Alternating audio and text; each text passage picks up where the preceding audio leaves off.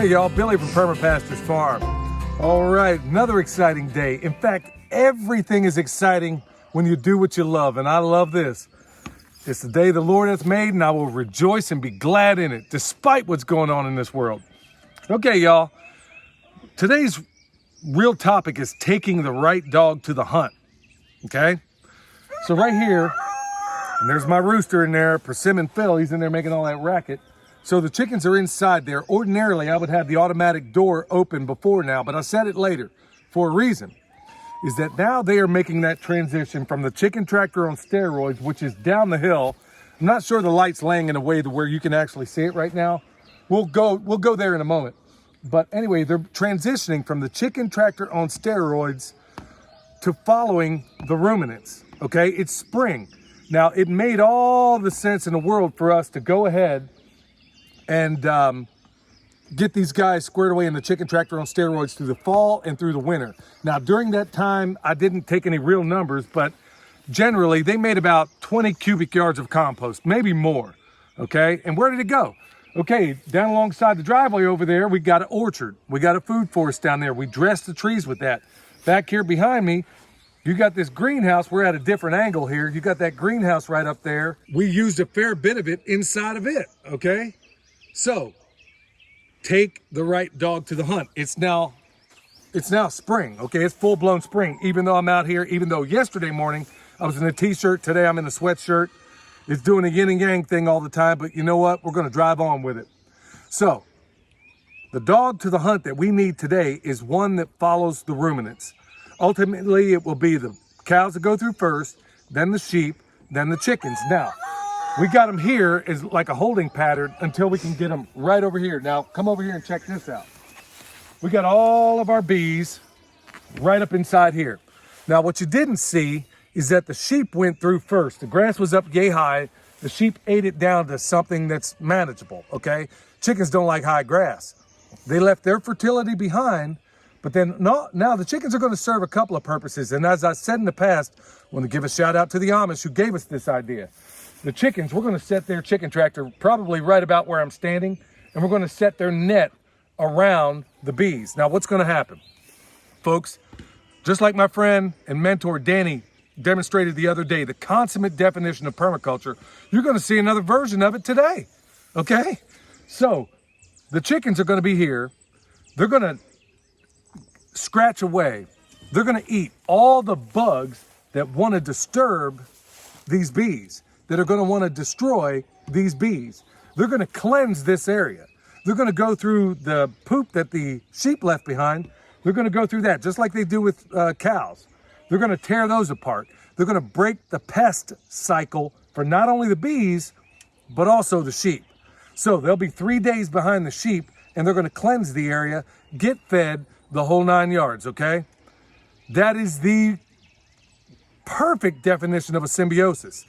What's even better is that it's like the bees have a memo. They don't disturb, they do not harm the chickens, no matter how close they are, and the chickens don't harm them.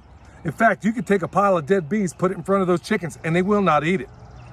Ask me how I know, because we've actually done it. So what we're gonna do today, we're gonna pull this up. Just like I said a moment ago, we're gonna situate it right here. We're gonna put the chicken net all the way around these bees.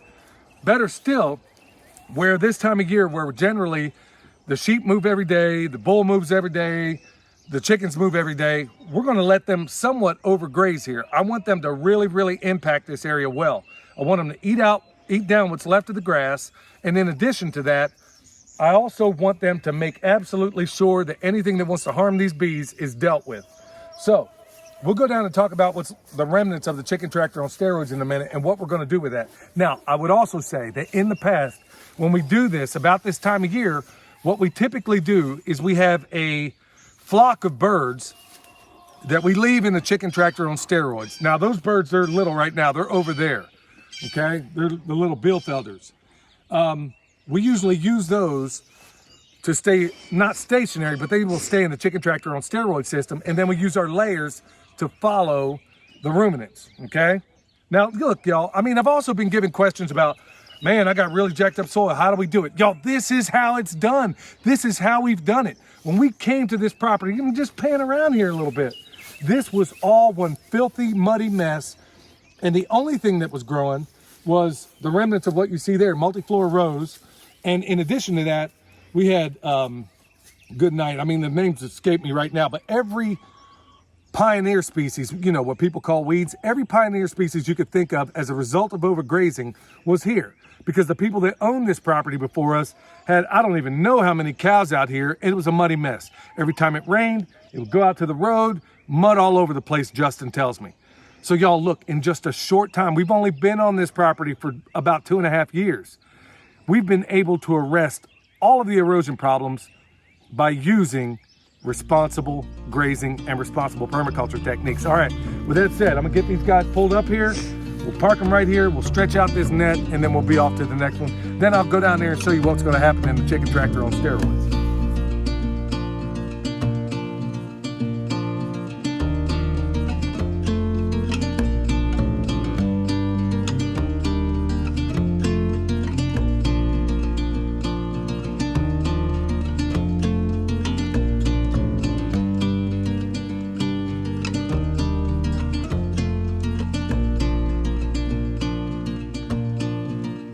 All right, before we let them out, I want to explain what happened or what is the new transition for the chicken tractor on steroids spot. By the way, I want to give a shout out to the Ice Age farmer for at least telling people about what we're doing here. And for the record, it is the chicken tractor on steroids, not the mutant chicken tractor, but I think everybody gets the point. At least I hope they do. Okay, thanks again, Christian. Anyway, this is where they were. Go back, check out the playlist that we have of the chicken tractor on steroids. Everything you want to know about how to start, where to end up you're gonna find it right there. Okay, so we abandoned this area where we were. This is the compost cage that they were working on, and as you can see, it isn't yet compost. Now, if we walk over here, you can see the remnants of what's left of what was here, okay? This is on its way to becoming compost. So what do you do when you abandon the system that it was in and do something else? Hey y'all, like I said before, bring the right dog to the hunt. So right here, the chicken tractor on steroid system is basically a 30-day process. You could basically, like my friend Danny does, you can put it out in the woods, you can do it that way, a cold composting method, okay? It works too. But since we are here right now and this isn't yet compost and this is on the way, what can I do? The right dog to the hunt in this area is literally an 18-day compost pile. So that's exactly what we're gonna do. We got the bull in his new stall up there, as you've seen the other day. We got some leftover stuff that's up in the stall up there. We got grass in places where the sheep and the bull we can't let them into. So we're gonna weed eat it. We'll collect that. And what are we gonna do? 18-day hot compost Berkeley pile. Check out that playlist too, folks. Right now, we're going to go up here and get back to the chickens in a minute, but I want to point out, I'm not going to beat a dead horse regarding the status quo. If you were watching Christian, the Ice Age farmer, you know doggone well that we are on a knife's edge. So you better figure out ways, all of you, to find ways, different ways of acquiring fertility, which means you better start learning how to compost, you dig? So, I mean, that's what we've been teaching here. Long before now. So that's essentially in a nutshell. We'll get back to it. Plus I need to come out of these duds. The sun's starting to come up.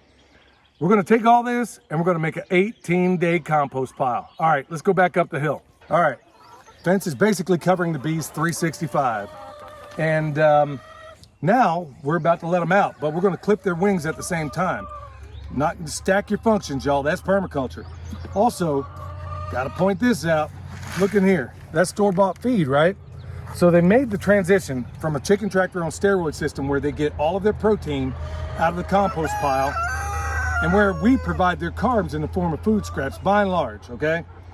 Now, I'm gonna lay this out here. They ain't gonna wanna eat it, and that is typical. That's normal whenever you make that transition from one to the other. Now, what I could do and what I will do here in the near future, I'm just showing you this as a demonstration. I will literally take the same exact food that I was giving them in the chicken tractor on steroid system. I'll take that same food and I'll lay it out. They will eat it. You'll see the same thing happens with pigs. When you go from a system where they're eating food scraps back to dry stuff, they don't want to eat it. In fact, they hate it. But that's the cool thing about this system. Right now I'm using dry food because I was in a rush this morning, but they're gonna go right back to eating food scraps. And now, whereas before they were deriving their protein out of that compost pile, now they're deriving their protein from eating the bugs that are available in this food. So I've basically just repositioned the whole system. How cool is that? Permaculture, y'all, 101, that's what I'm talking about. So we're gonna have to put that camera down for a moment. We're gonna capture them, clip their wings, and then we're gonna let them out.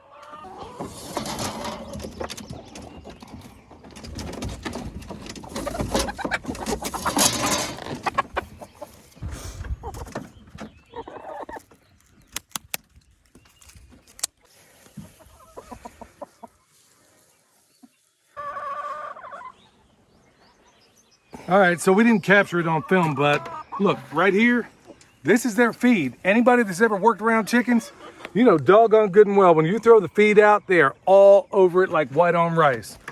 Speaking of rice, that'll be their next. We'll go back to that here in a minute. I just wanted to demonstrate a couple of points. They'll get to it when they get hungry enough, but right now, I mean, the buffet is wide open. So they got everything they need out here. They got feed that they really don't care about. They got shelter that they'll go back to when they need. They got a smorgasbord of all kinds of wonderful bugs. How cool is that? So y'all, like I said, the moral to this story today is take the right dog to the hunt. Use the right method that makes sense for you. It might even make sense to have multiple flocks, which we will do, but right now we have too many things on the table. We need to streamline things around here for a bunch of reasons you'll find out in the future. So with that said, y'all, like I said, if you need it, use a chicken tractor on steroids. If you need it, graze behind your animals. It's so awesome when you have that. That's what permaculture is. It's a toolbox. So take the right tool out for the method you need, for the technique you need. Okay, y'all, if you need bone sauce, check out the website. If you need comfrey, check out the website.